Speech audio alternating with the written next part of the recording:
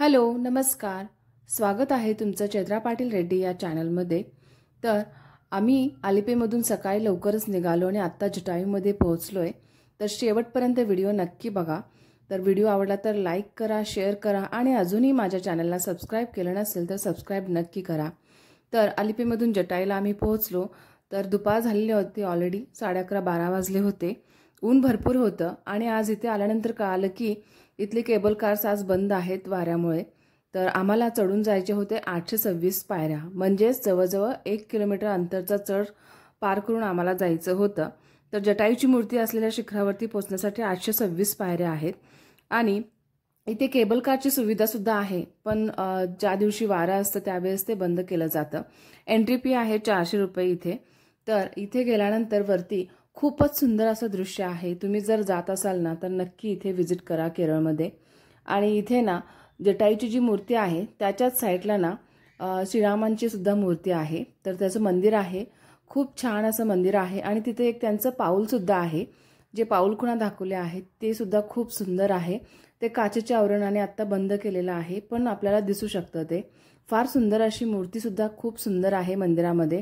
थोडीशी आपल्याला वाकून पाहावी लागते, कारण मंदिर ओपन नसतं तर पूर्ण बंद असतं, पण आपल्याला थोडंसं वाकून आणि जरा असं नजरेच्या कटाक्षाने पाहावं लागतं।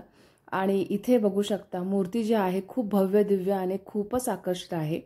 आणि मग त्यानंतर आम्ही पुढच्या लोकेशनसाठी निघालो, केरळमधील पद्मनाभ स्वामी टेम्पल इथे। तर हे जे मंदिर आहे जगातील सर्वात श्रीमंत हिंदू मंदिर म्हणून ओळखलं जातं। तर हे मंदिर जे आहे ना ते केरळमधील तिरुअनंतपुरम इथे आहे। तर याची जी एंट्री फी आहे 50 रुपये आणि 500 रुपये जी आहे स्पेशलसाठी आहे। आणि इथे ना पुरुषांसाठी पोशाख जो आहे मुंडू, म्हणजेच व्हाईट कलरची लुंगी असते तर ती आहे, आणि महिलांसाठी साडी कंपल्सरी आहे।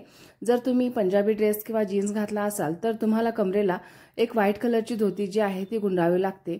तिथे तुम्हाला बाहेर 100 रुपयापासून धोती मिळतील। तर तिथे उपलब्ध आहेत सर्व ठिकाणी, तर ते तुम्ही सुद्धा घेऊ शकता। आणि आमचं अर्ध्या तासामध्येच दर्शन झालं छान असं।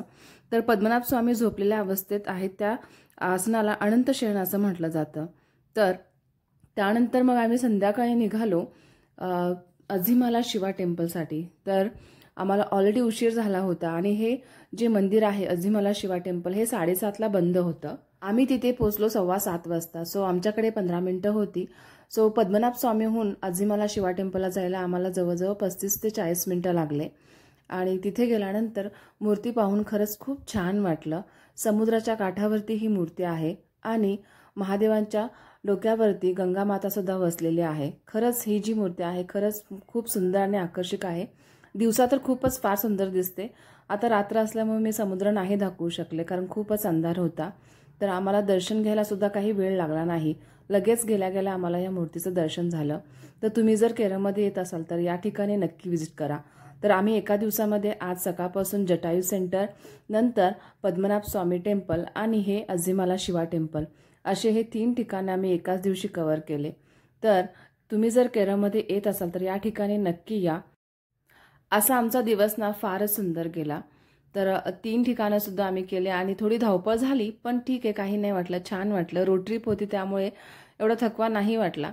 सो तुम्ही जर येत असाल केरळमध्ये या ठिकाणी नक्की भेट द्या, खरंच खूप पाहण्यासारखं आहे। आणि व्हिडिओ आवडला तर नक्की लाईक करा, शेअर करा, कमेंट करून सांगा व्हिडिओ कसा वाटला आणि चॅनलला सबस्क्राईब नक्की करा। भेटू पुन्हा, बाय।